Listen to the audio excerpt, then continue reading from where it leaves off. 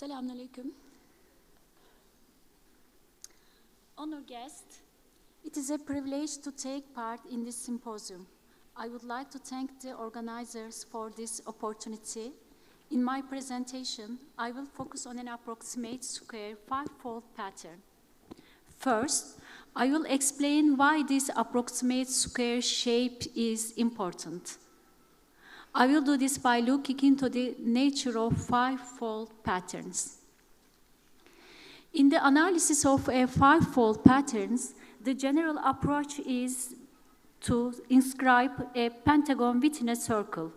The construction of the pentagon is shown with several methods in Abu el-Wafa el-Buzjani's book. Its source derives from Euclid's elements. Contemporary artists often prefer the pentagon construction described in Buzjani's book as it is practical. Designers construct a decagon by first marking 5 points and then bisecting the line between them. The analysis usually starts with the decagon, but this approach has certain disadvantages, which I will explain later.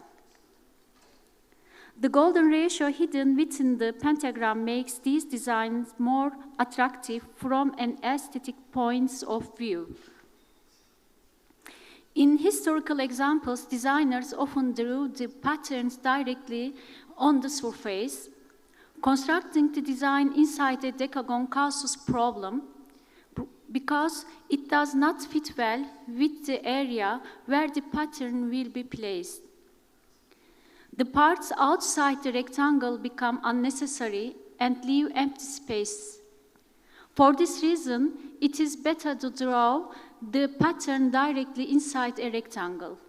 Dividing one corner into 5 equal parts also makes the term five-fold meaningful because it comes from folding one corner into 5 sections.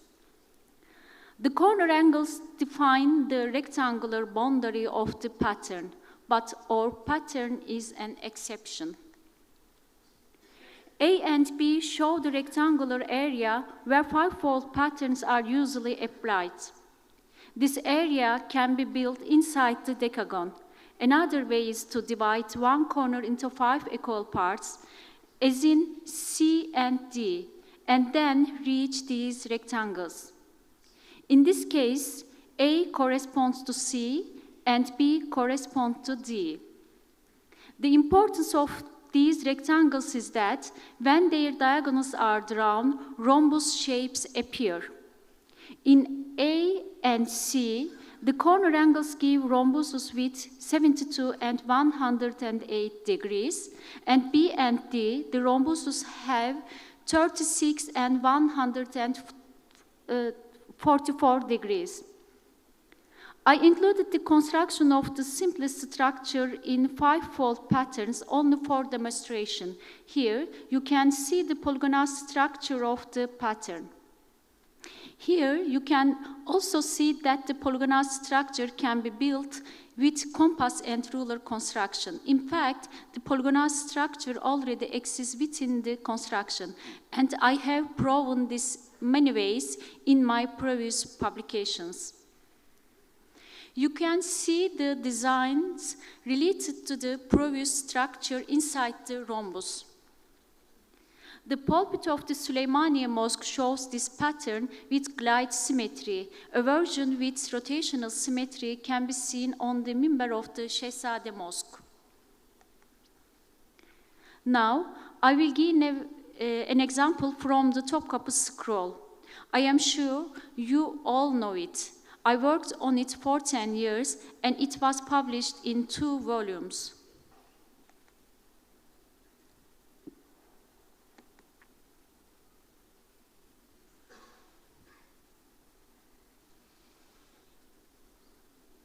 I'm so lucky to see the scroll in the Topkapı Library.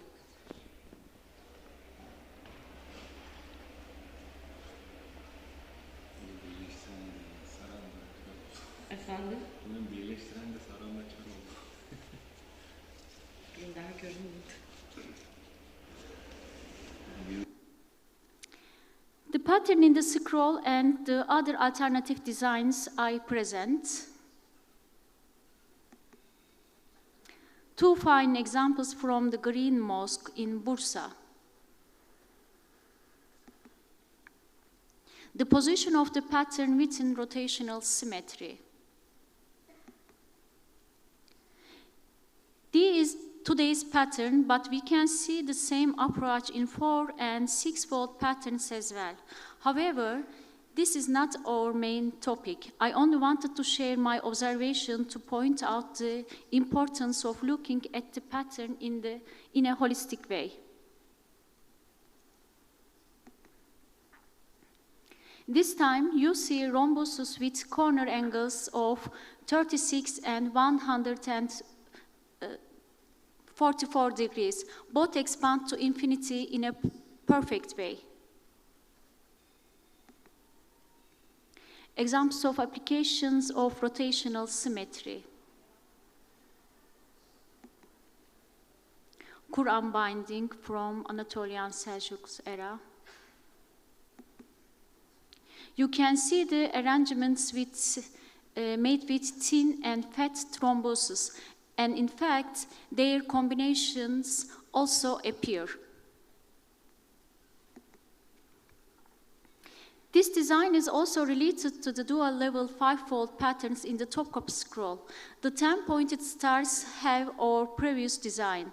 For example, this is one of them. In all other dual-level designs in the Topkapı scroll, the inner parts of the 10-pointed stars that fill the first level have the design we mentioned.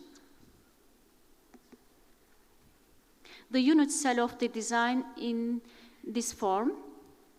When we focus on the center of the 10-pointed star, what I mean can be understood more clearly.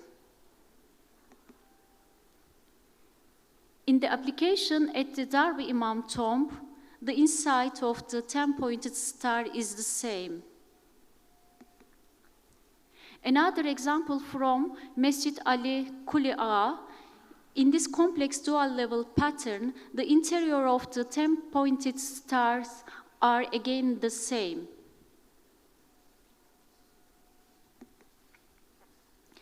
After giving information about 5-fold pattern and dual-level patterns, we move on to a unique design in the scroll. This design is different from the others because of both its unit boundaries and a feature in its structure. 5-fold patterns cannot be built inside a perfect square. So, how do we set the boundaries of the approximate square where the design will be made? At the start of my presentation, I said that with ruler and compass, we must first define the unit boundaries.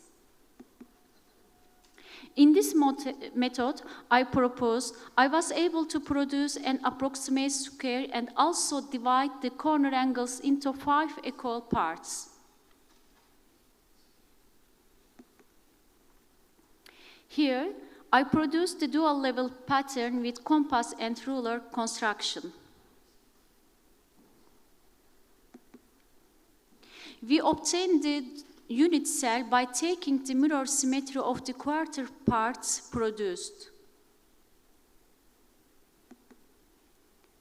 X1, the pattern of the first level, X2, the polygonal structure of the first level, Y1, the pattern of the second level, Y2, the polygonal structure of the second level.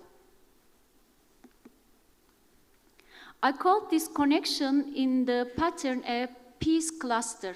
It is possible to create designs using these piece clusters. You can see some designs made with the piece clusters.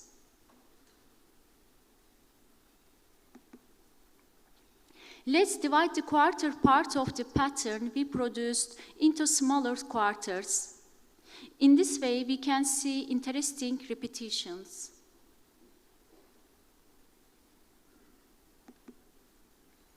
Now, let's look at the pattern from another perspective. You can see repeating hexagons in the design. Notice that their interior are different. When we overlap these hexagons, I would like to draw your attention to the butterfly forms that appear. The butterfly arrangement in the patterns is on the horizontal and vertical axis. Even the boundaries of these butterfly forms alone actually create a meaningful pattern. Therefore, instead of defining this as a dual-level pattern, we can describe it as a three-level pattern. It will be appropriate to remind here that this butterfly forms also appears in four-fold and six-fold pattern. Their relation with oscillating squares is twofold. Here, the focus is on the diagonals of the squares. Here, the focus is on the midpoints of the square side. In this case, the resulting butterfly forms lead us to other oscillating squares. This is a table from my latest book, where I show oscillating squares, butterfly forms, and related structure together. I will conclude my work here because the journey is not over. It seems it will go on forever. Thank you.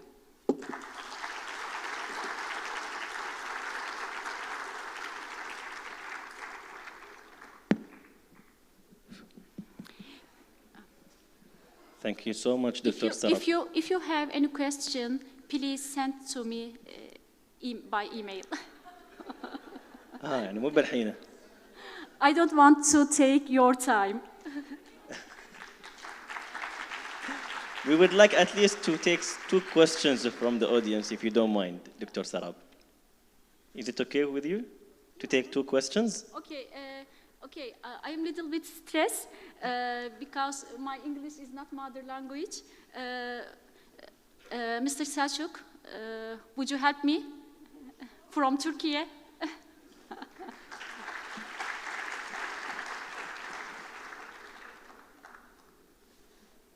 So you can ask your questions in English, I will translate to Turkish.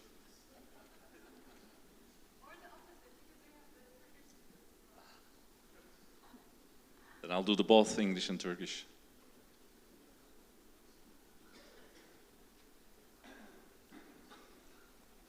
Sual.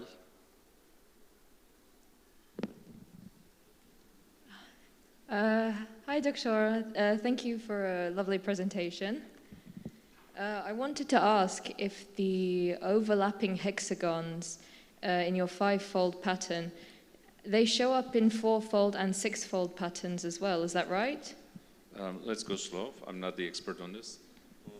Can you repeat again so that I don't make a mistake? I wanted to ask if the overlapping hexagons, the barrel shapes, Düşen altıgen biçimler. Do they repeat themselves in four-fold and six-fold patterns as well in the same way? Altılı biçimlerde kendilerini tekrar ediyorlar mı aynı şekilde diye soruyor. Çok farklı açılar, çok farklı They have different angles and different systems. Yeah, not same. Aynı değil. They're not the same, she says. Construction different. The way you construct them is different. Are they built on the same foundation?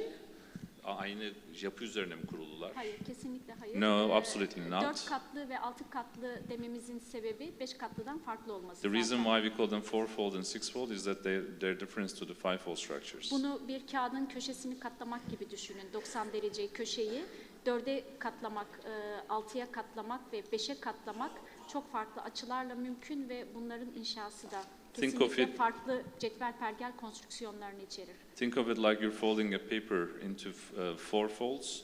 So folding it into 5 and 6 has different complicated construction structures. Okay, thank you so much. You're welcome.